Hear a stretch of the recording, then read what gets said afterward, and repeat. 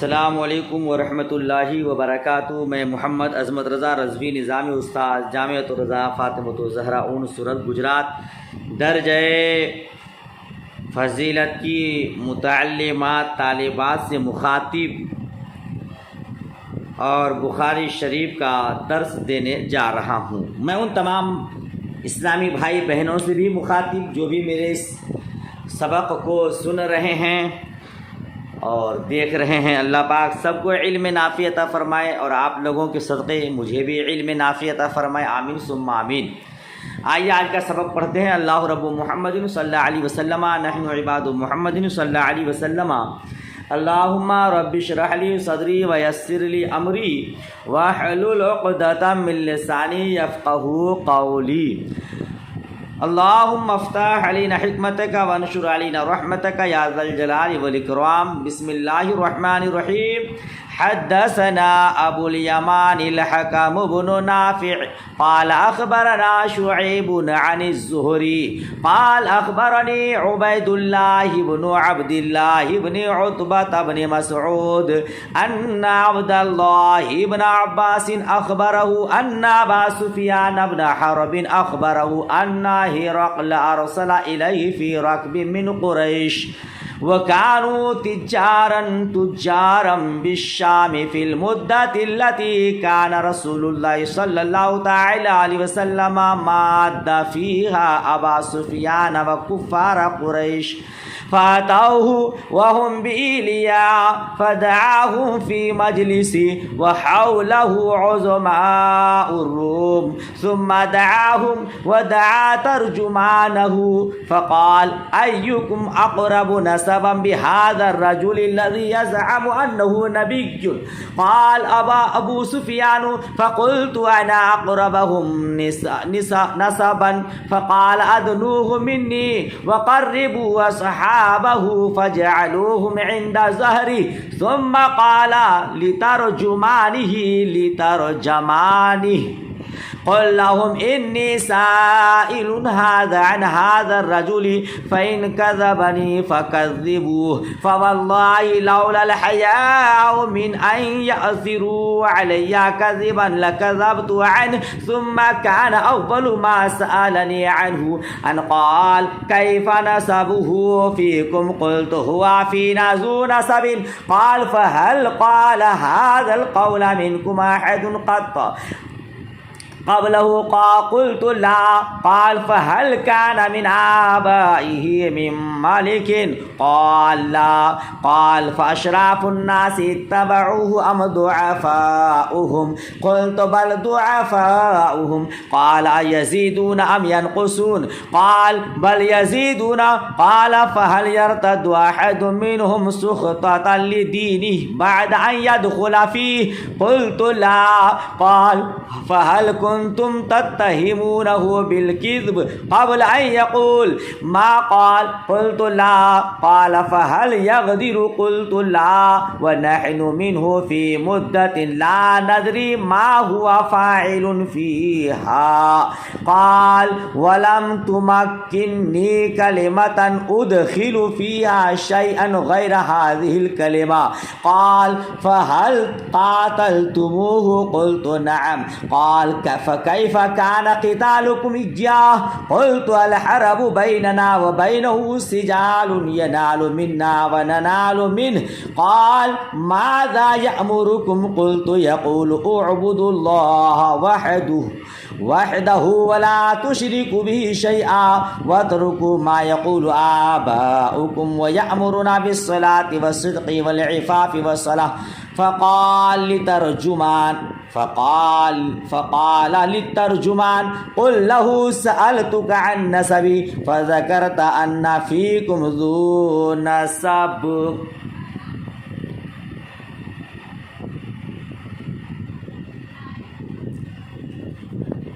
وكذلك الرسول تبعث في نسب قومها وسألتك هل قال أحد منكم هذا القول فذكرت الله قلت لو كان أحد قال هذا القول قبله لقلت رجل يأتسي بقول قيل قبله وسألتك هل كان من آبائه من ملك فذكرت الله فقلت فلو كان من آبائه من ملك قلت رجل يطلب ملك أبيه وسألتك هل كنتم تتهمونه بالكذب قال أن يقول ما قال فذكرت الله فقد أعرف أنه لم يكن ليظهر الكذب على الناس ويكذب على الله وسألتك أشراف الناس اتبعوا ضعفاؤهم فذكرت أن ضعفاؤهم اتبعوه وهم اتباع الرسل.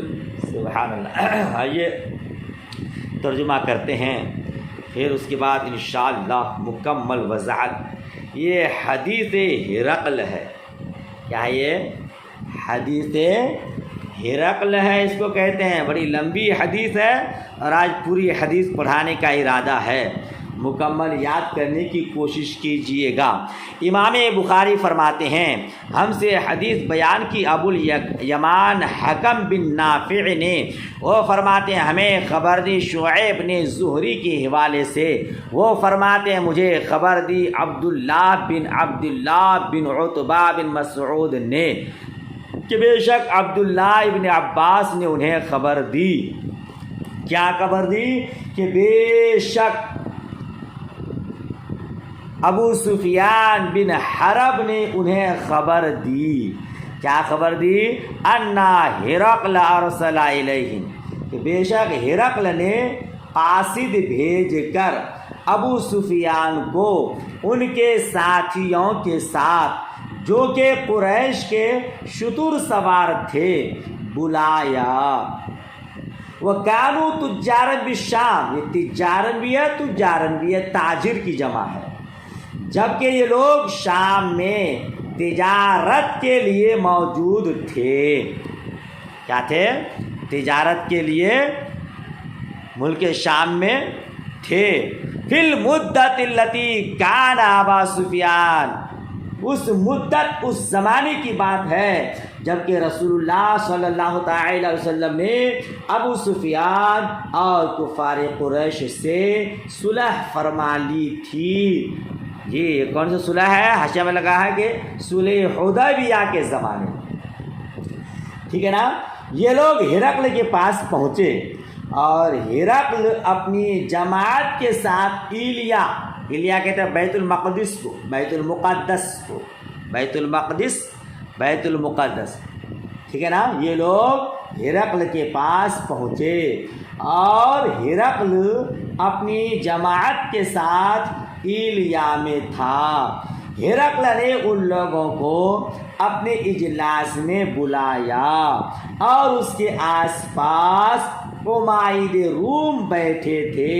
اور زمائے روم کے بڑے بڑے عہدے دار لوگ بیٹھے تھے. پھر ان کو اپنے قریب بلایا. کیا کیا؟ پھر انہیں اپنے قریب بلایا. ثم دعاہم ترجمانہ، الترجمان، یہ ترجمہ سب طرح سے پڑھا جاتا ہے. ٹھیک ہے نا. تا اور جیم کو زبر، ترجمہ، دونوں کو پیش ترجمہ، اور تا کو زبر جیم کو پیش ترجمہ، پھر تا کو پیش جیم کو زبر ترجمہ. سب طرح سے پڑھا جاتا ہے. کس کے معنی میں ہے؟ ترجمان کے معنی میں ہے.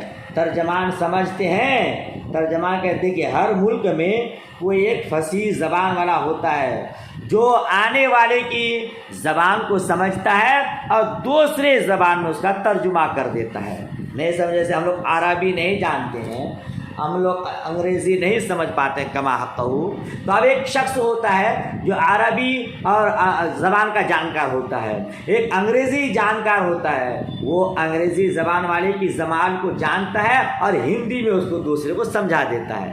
سمجھ شریف میں بات آ رہی ہے. اس کو ترجمان کہتے ہیں. تو ہرقل کا ایک ترجمان تھا، اس نے اپنے ترجمان کو بلایا.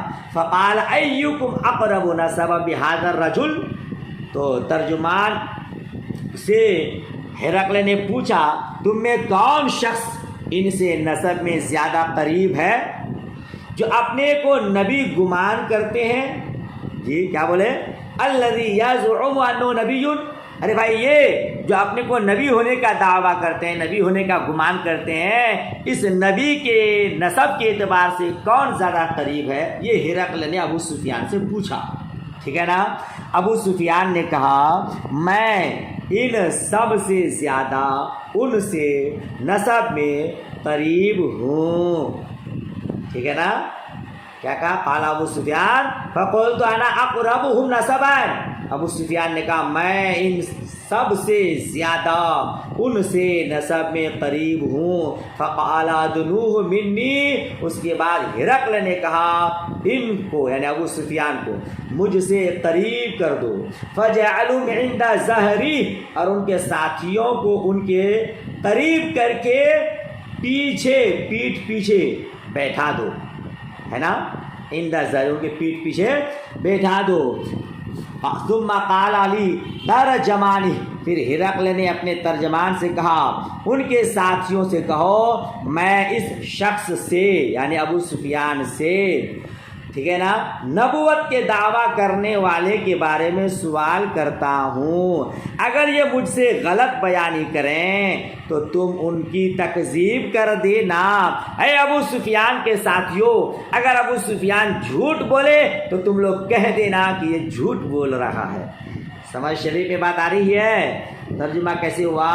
پھر ہرقل نے اپنے ترجمان سے کہا ان کے ساتھیوں سے کہو میں اس شخص سے یعنی ابو سفیان سے نبوت کے دعویٰ کرنے والے کے بارے میں سوال کرتا ہوں، اگر یہ مجھ سے غلط بیانی کریں، جھوٹ بولیں تو تم لوگ ان کو جھٹلا دینا، ان کی تکذیب کر دینا، ٹھیک ہے؟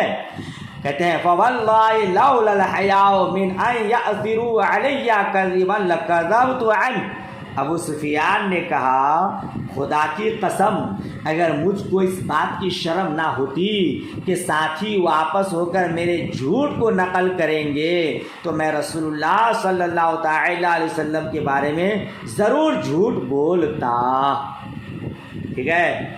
ثم كان اول ما سألني عنه ان قال كيف نسبه فيكم، تو ابو سفیان نے کہا سب سے پہلی بات نبی مکرم کے بارے میں، اس نبی کے بارے میں ہرقل نے اس کے ترجمان نے مجھ سے جو پوچھی یہ تھی تمہارے یہاں اس کا نسب کیسا ہے، ٹھیک ہے؟ تو میں نے کہا وہ ہم میں عالی نسب ہے، کیا ہے؟ وہ ہم میں اعلیٰ نسب والے ہیں۔ پھر ہرقل نے پوچھا کیا یہ بات تم میں سے کسی نے ان سے پہلے کبھی کہی ہے، ٹھیک ہے نا؟ میں نے جواب دیا نہیں۔ ہرقل نے پوچھا کیا ان کے باپ دادا میں کوئی بادشاہ گزرا ہے؟ قال فہل کان من آبائی من ملکن، کیا کہا ہرقل نے؟ پوچھا کیا ان کے باپ دادا میں کوئی بادشاہ گزرا ہے؟ قلت لا، میں نے کہا نہیں۔ قال فاشراف الناس اتبعوهم ضعفاءهم، ہرقل نے پوچھا ان کی اتباع بڑے بڑے لوگ کرتے ہیں یا کمزور لوگ کرتے ہیں؟ ان کی پیروی بڑے لوگوں نے کیا ہے، اشراف الناس لوگوں میں جو زیادہ شرافت والے ہیں ان لوگوں نے کیا ہے، ام ضعفاءہم یا ان میں سے کمزور لوگوں نے کیا ہے؟ تو ابو سفیان نے کہا قلت بل ضعفاءہم، میں نے کہا بلکہ کمزور لوگوں نے کیا ہے۔ قال یزیدنا ام ینقصونا، ہرقل نے پوچھا یہ لوگ بڑھتے ہیں جا رہے ہیں یا کم ہو رہے ہیں؟ ان کے پیروکار ان کے ماننے والے روز بڑھ رہے ہیں یا کم ہو رہے ہیں؟ قلت بل یزیدونا، میں نے کہا کم نہیں ہو رہے ہیں بلکہ بڑھ رہے ہیں، بڑھتے چلے جا رہے ہیں۔ قال فهل يرتد احد منهم سخطا لدینہ، اور سخطا لدینہ سین پر زبر اور پیش دونوں کا معنی ہے ناپسندیدگی۔ ٹھیک ہے، تو ہرقل نے کہا کیا ان میں سے کوئی ان کے دین کو ناپسند کر کے اس میں داخل ہونے کے بعد پھرا بھی ہے؟ بعد ان یدخل فی، ان کے دین میں داخل ہونے کے بعد ان کے دین کو ناپسند سمجھ کر کوئی لوٹا بھی ہے، پھرا بھی ہے؟ قلت لا، ابو سفیان نے کہا میں نے کہا کہ نہیں، کوئی لوٹا نہیں ہے۔ قال فهل كنتم تتهمونه بالكذب ان يقول ما قال، ہرقل نے پوچھا، ہرقل نے کہا اس بات کرنے یعنی نبوت کا دعویٰ کرنے، کیا کہا؟ ہرقل نے پوچھا کہ دعویٰ نبوت کرنے سے پہلے تم لوگ ان کو جھوٹ سے متہم کرتے تھے۔ ارے بھائی، یہ جو نبوت کا دعویٰ کر رہے ہیں تو کیا نبوت کا دعویٰ کرنے سے پہلے تم میں سے کوئی ان کو جھوٹا کہتے تھے؟ ایسا مطلب ہوا، جھوٹ سے متہم کرتے تھے۔ قلت لا، میں نے کہا نہیں۔ قال فهل يغدر، ہرقل نے پوچھا کیا یہ وعدہ خلافی کرتے ہیں؟ غدر کرتے مطلب وعدہ خلافی کرتے ہیں، وعدہ توڑتے ہیں۔ قلت لا، میں نے کہا نہیں۔ لیکن وَنَحْنُ مِنْهُ فِي مُدَّةٍ لَا نَدْرِي مَا هُوَ فَاعِلٌ فِيهَا، کہتے ہیں لیکن ہم اس زمانے میں ایسی مدت میں ہیں، ہم اس وقت ایسے زمانے میں ہیں، ایسی مدت میں ہیں، یعنی ہم لوگ ابھی صلح حدیبیہ میں ہیں، ہم نے ان سے صلح کر رکھا ہے۔ لا ندری، معلوم نہیں کہ وہ اس معاملہ میں کیا کر رہے ہیں یا یہ کہ کیا کرنے والے ہیں۔ ابو سفیان نے کہا کہ کبھی وعدہ خلافی تو نہیں کیا ہے، مگر اس وقت ہم لوگوں کے درمیان صلح حدیبیہ ہے، صلح نامہ ہے، اب دیکھیے وہ اس میں کیا کرنے والے ہیں۔ ٹھیک ہے نا؟ قال ولم تمکننی کلمۃ ادخل فیہا شیئا غیر ہذہ، ابو سفیان نے کہا مجھے اس کے سوا کسی ایسے بات کے ملانے پر قدرت نہیں ہوئی جس میں تنقیص کا پہلو ہو۔ جی، کیونکہ ابو سفیان کے پیچھے ان کے ساتھی لوگوں کو ہرقل نے لگا دیا تھا نا کہ اگر یہ جھوٹ بولے گا تو تم لوگ ظاہر کر دینا، بول دینا کہ جھوٹ بول رہا ہے۔ تو ہرقل کہہ رہا چونکہ میرے پیچھے میرے ساتھی لوگ تھے، اسی لیے میں کوئی ایسی بات ڈال نہیں پایا، ملا نہیں پایا جس میں ان کی کمی بیان ہو۔ ٹھیک ہے نا؟ قال فهل قاتلتموہ، ہرقل نے پوچھا تم نے ان سے جنگ کی ہے، لڑائی کیا ہے؟ قلت نعم، میں نے کہا کہ ہاں۔ اس نے پوچھا قال فکیف کان قتالکم ایاہ، تو ہرقل نے پوچھا جنگ کا نتیجہ کیا نکلا، کیسے اس کے ساتھ لڑائی ان کے ساتھ کیسی رہی؟ قلت الحرب بیننا وبینہ سجال ینال منا وننال من، میں نے کہا جنگ ہمارے ان کے درمیان ڈول کے مانند رہی، کبھی ان کے ہاتھ میں، کبھی میرے ہاتھ میں، ہمارے ہاتھ میں۔ کیا مطلب؟ کبھی وہ کامیاب ہو جاتے اور کبھی ہم کامیاب ہو جاتے۔ قال ماذا یأمرکم، ہرقل نے پوچھا وہ تم کو کیا حکم دیتے ہیں؟ قلت یقول اعبدوا اللہ وحدہ ولا تشرکوا بہ شیئا واترکوا ما یقول آباؤکم، ہرقل نے پوچھا وہ تم کو کیا حکم دیتے ہیں؟ میں نے کہا وہ فرماتے ہیں صرف ایک اللہ کی عبادت کرو، اس کے ساتھ کسی کو شریک نہ ٹھہراؤ اور اپنے باپ دادا کی باتیں چھوڑ دو۔ وَيَأْمُرُنَا بِالصَّلَاةِ وَالصِّدْقِ وَالْعَفَافِ وَالصِّلَةِ، اور ہمیں نماز کا اور سچ بولنے کا اور پاک دامنی کا اور صلہ رحمی کا حکم دیتے ہیں۔ فقال للترجمان قل له سألتك عن نسبه فذكرت أنه فيكم ذو نسب، ہرقل نے اپنے ترجمان سے کہا کہ ابو سفیان سے کہو میں نے تم سے ان کے نسب کے بارے میں پوچھا تو تم نے بتایا وہ تم میں عالی نسب ہے، اعلیٰ نسب والے ہیں، بڑے اچھے نسب والے ہیں، اور رسول اسی طرح اپنی قوم کے اعلیٰ نسب میں بھیجے جاتے ہیں۔ ٹھیک ہے، وَكَذَلِكَ الرُّسُلُ تُبْعَثُ فِي نَسَبِ قَوْمِهَا، کیا معنی ہوا؟ اور رسول اسی طرح اپنے قوم کے اعلیٰ نسب میں بھیجے جاتے ہیں۔ وَسَأَلْتُكَ هَلْ قَالَ أَحَدٌ مِّنكُمْ هَذَا الْقَوْلَ فَذَكَرْتَ اللَّهَ، اور میں نے تم سے سوال کیا تھا کہ یہ بات تم میں سے کسی نے ان سے پہلے بھی کہا ہے، تم نے کہا کہ نہیں۔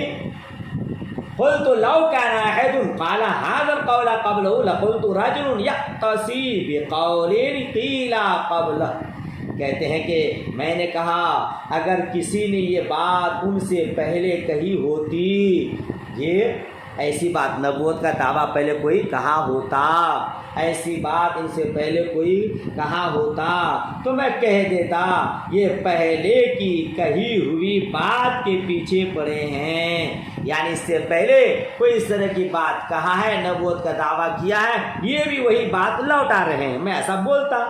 میں نے تم سے دریافت کیا تھا کیا ان کے باپ دادا میں کوئی بادشاہ گزرا ہے، تم نے بتایا کہ نہیں، تم نے کہا کہ نہیں۔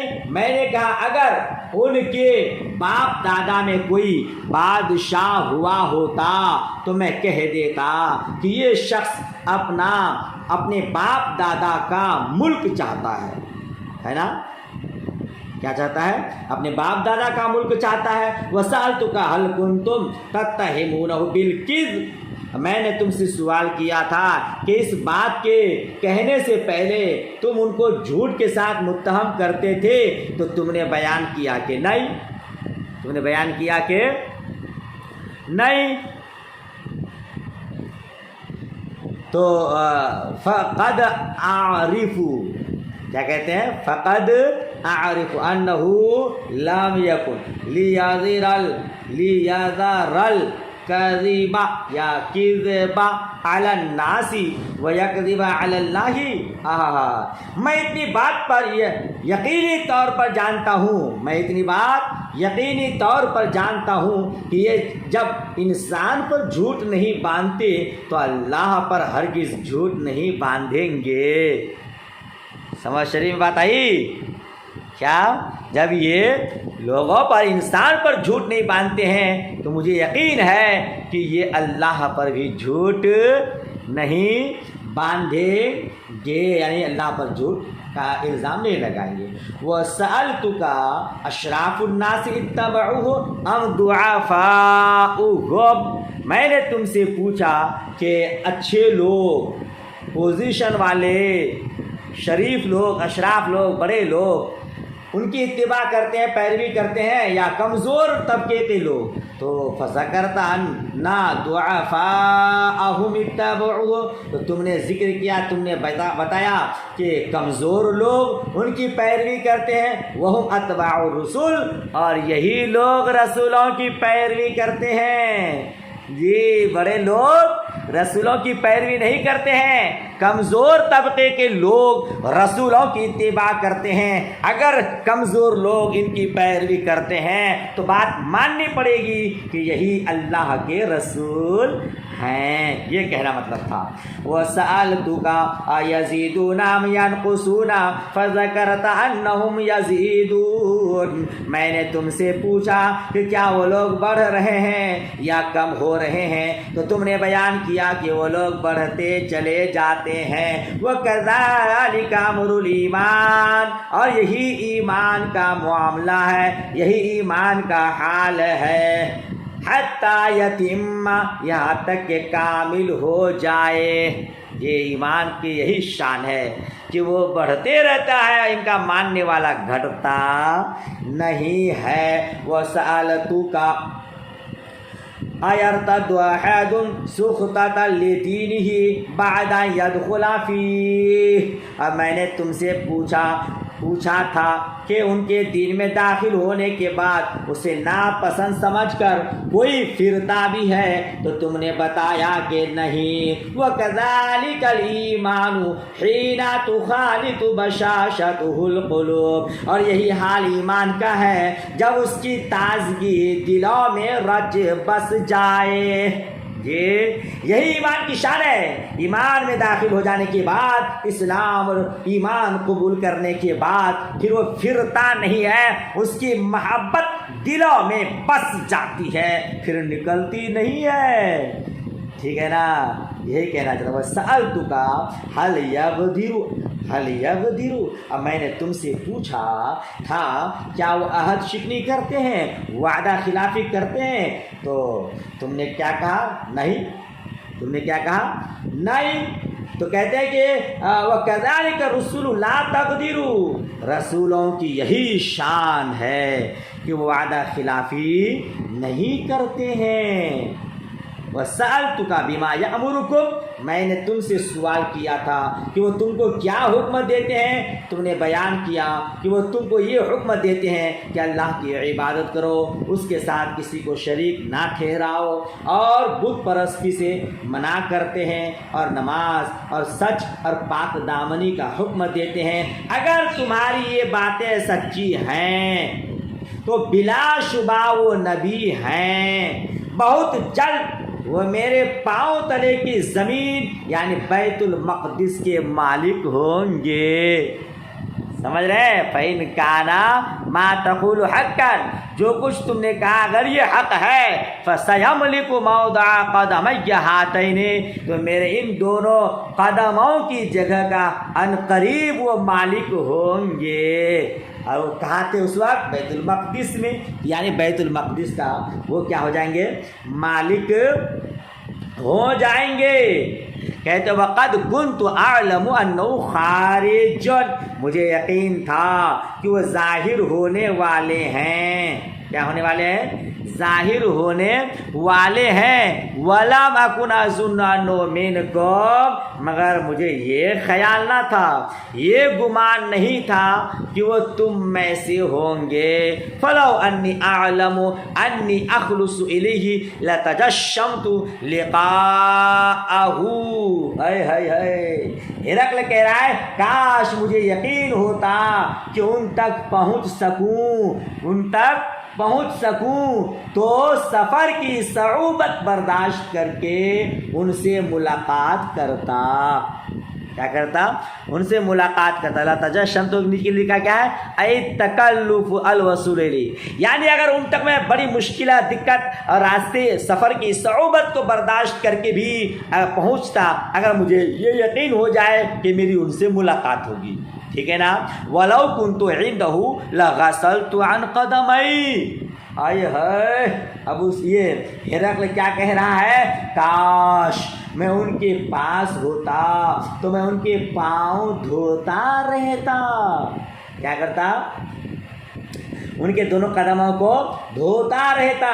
ثم دعا بکتاب رسول اللہ صلی اللہ تعالی علیہ وسلم الذي بعث به ما دحیت القلب الى عظیم بصرى فدفعوا عظیم بصرى الى ہرقل. اتنا ترجمہ پہلے کیجئے. کہتے ہیں کہ پھر رسول اللہ صلی اللہ تعالی علیہ وسلم کا وہ خط منگایا جو حضور نبی مکرم صلی اللہ تعالی علیہ وسلم نے دحیہ کلبی کے ہاتھ بصرہ کے حاکم کے پاس بھیجا تھا. تو اس نے اس والا نامہ کو ہرقل کے پاس پہنچایا تھا. اس کے بعد اس کو پڑھا. فقرأہ, اس کے بعد اس کو پڑھا. پہلے اتنا سن لیجئے, اس کا خلاصہ کرتے ہیں, پھر آگے پڑھاتا ہوں انشاءاللہ تبارک و تعالی. حدیث کی شروعات جہاں ہوئی وہیں سے چلتے ہیں. اس حدیث کا راوی کون ہے اور ابو سفیان کون ہے, ان کے بارے میں تھوڑی سی وضاحت کر دیتا ہوں, بغور سماعت کیجیے گا. سب سے پہلی بات تو یہ کہ حدیث ہرقل کو کہ باب و بدیل وحی میں کیوں بیان کیا. وحی کے باب میں حدیث ہرقل کو کیوں بیان کیا، اس کی وجہ سمجھیے۔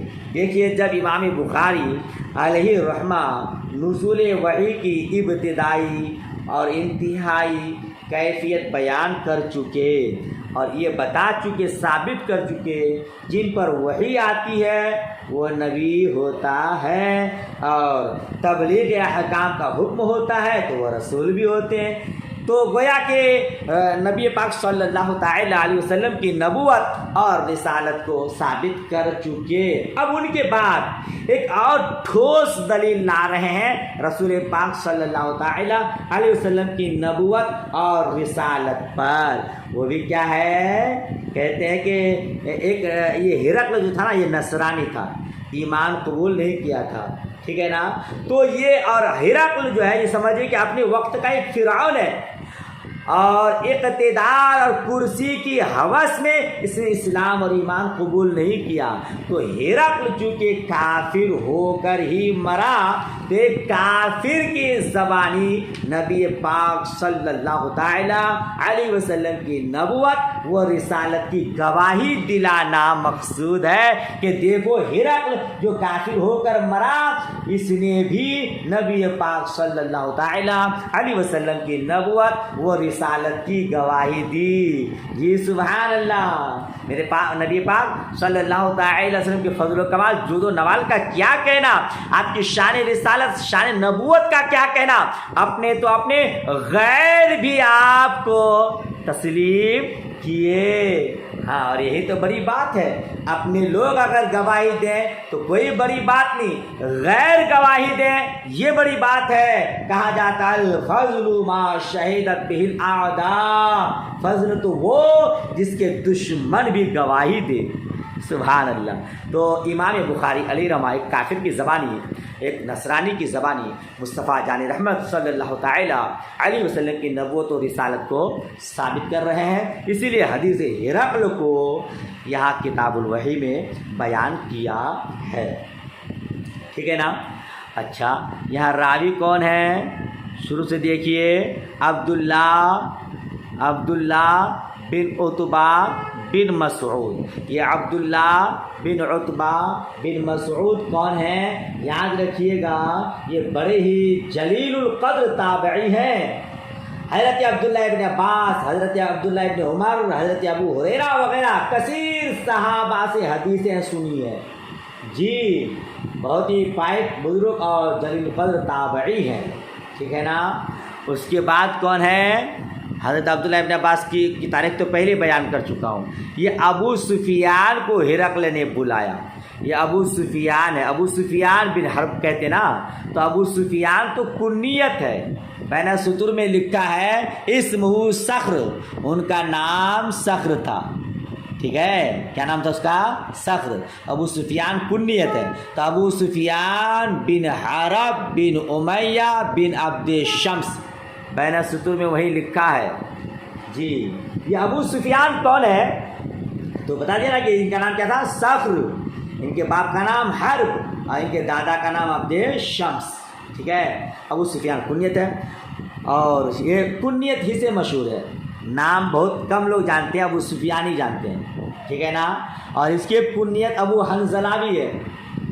جی، اس کی مختصر سوانح حیات سماعت کیجئے۔ یہ واقعہ فیل سے 10 سال پہلے پیدا ہوئے اور فتح مکہ کی رات میں ایمان لائے، ٹھیک ہے، اور مومنین مخلصین میں ہو گئے۔ یہ جب آپ لوگ پڑھے، ابھی تک اس نے اسلام قبول نہیں کیا تھا، ابھی آپ آگے حدیث پڑھیں گے کہ ایمان کی محبت دل میں بیٹھ گئی اور پھر اس نے ایمان قبول کیا، ابھی تک ایمان قبول نہیں کیے۔ غزوہ طائف میں شریک ہوئے، تیر سے ایک آنکھ نکل گئی، حضور نبی مکرم کو خبر ملی تو ان کے پاس تشریف لائے، دیکھا کہ ڈھیلا ہاتھ میں لیے ہیں، فرمایا یہ آنکھ راہ خدا میں گئی ہے، حضور نے کیا فرمایا؟ یہ آنکھ راہ خدا میں گئی ہے، اگر کہو تو دعا کر دو آنکھ ٹھیک ہو جائے، یا کہو تو دعا کر دو اس کے بدلے جنت ملی۔ اے ہے عرض کیا حضور جنت اختیار کرتا ہوں۔ سبحان اللہ، صحابی رسول کی شان دیکھیے، دنیا نہیں چاہیے آخرت چاہیے۔ یا رسول اللہ دعا نہ کیجیے آنکھ کے لیے، بلکہ مجھ کو اس کے بدلے میں جنت چاہیے۔ سبحان اللہ۔ اور دوسری آنکھ جنگ یرموک میں چلی گئی، جو حضرت فاروق اعظم رضی اللہ تعالیٰ عنہ کے زمانہ خلافت میں رومیوں سے ہونے والی لڑائیوں میں سب سے بڑی اور فیصلہ کن لڑائی تھی۔ پتھر لگنے سے رائے خدا میں قربان ہو گئی۔ اس کے بعد مدینے میں آ کر رہائش اختیار کر لی اور باقی زندگی یہیں گزاری، اور سن 34 میں 88 سال کی عمر پا کر ہی وصال فرمایا۔ حضرت عثمان غنی رضی اللہ تعالیٰ عنہ نے نماز جنازہ پڑھائی، جنت البقیع میں دفن ہونا نصیب ہوا۔ یہ ام المؤمنین حضرت ام حبیبہ رضی اللہ تعالیٰ عنہا اور حضرت امیر معاویہ رضی اللہ تعالیٰ عنہ کے والد ہیں۔ سبحان اللہ سبحان اللہ۔ یہ ابو سفیان ہے نا، بن سخر بن حرب ہے، ان کو آپ نے سن لیا۔ ہرقل، اس کی بھی دیکھیے تو وہاں حاشیہ میں لکھا ہے، یہ ہرقل کس طرح پڑھا جاتا ہے، یاد رکھیے گا، یہ ہرقل، ہرقل، ہا کو کسرہ، قاف کو کیا بولیں گے، ہا کو کسرہ اور قاف ساکن، ہرقل کیا بولیں گے، ہا کسرہ، را کو زبر دیجئے، قاف کو ساکن پڑھیے، ہرقل ایک قرأت اس طرح ہے، ٹھیک ہے نا۔ اس کے معنی کیا ہے، گربان چھلنے کے ہے، چھلنی کے ہے اس کا معنی۔ ہرقل بھی پڑھا جاتا ہے جی، اور ہرقل بھی پڑھا جاتا ہے۔ یہ سب آپ کے وہاں حاشیہ میں لکھا ہے کہ ہرقل کس طرح پڑھا جاتا ہے، حاشیہ 2 میں۔ یہ غیر منصرف ہے، ایک علامیت ہے اور ایک اعجمیت ہے، وہی حاشیہ نمبر 2 میں لکھا ہے۔ غیر منصرف ہے علامیت اور عجمہ کی بنیاد پر، 2 سبب، ٹھیک ہے نا، غیر منصرف ہے۔ اچھا آگے پڑھیے، تو آپ نے سن لیا ابو سفیان سے ہرقل نے اس کے ترجمان سے جتنا پوچھا، ابو سفیان صحیح بتا دیا۔